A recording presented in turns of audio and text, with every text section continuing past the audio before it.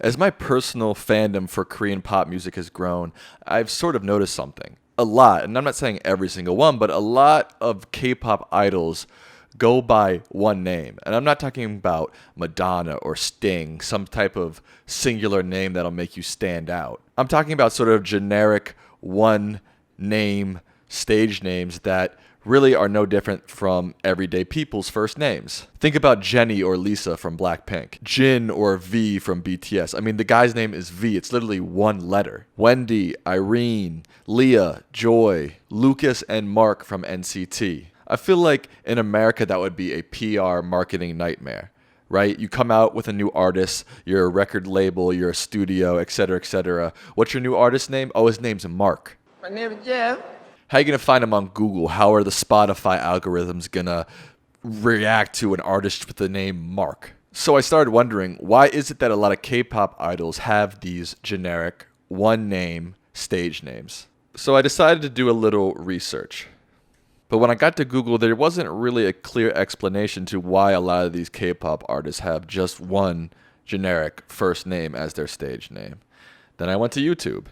And again, not really a lot of relevant information on the topic. Now, maybe that wasn't the best search. Maybe I wasn't using the best keywords. Maybe I wasn't using the best engines to find my answer. But regardless, I couldn't find a clear answer. So I started thinking, okay, why don't I use this, my brain, and try to figure out why these K-pop artists have these one-name generic stage names. The first thing that came to my mind was a pretty generic answer. Well, these K-pop idols and these K-pop companies want their artists to have global appeal. So you name them something like Wendy or like Mark, and they can be easily consumed by Western markets like America, Australia, UK, or even somewhere like Indonesia where a huge amount of the population speaks English. A big reason surely is that a lot of K-pop idols grew up in Western places. Take Rosé from Blackpink, for example. Her name is Roseanne, so they shortened it, and they called her Rosie, or Rosé. But they don't call her Rosé Park.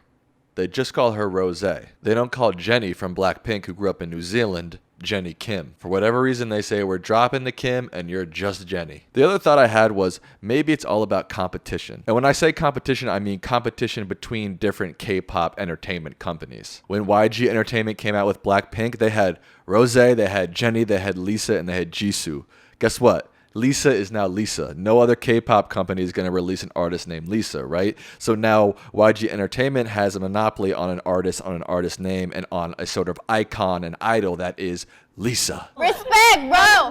Come on. Maybe it is an ode to sort of the great idols of our time. The Pelés, the Ronaldos, the Madonnas, the one-named idols. And the K-pop industry is saying, guess what? We're creating our own genre of one-named idols. Take that.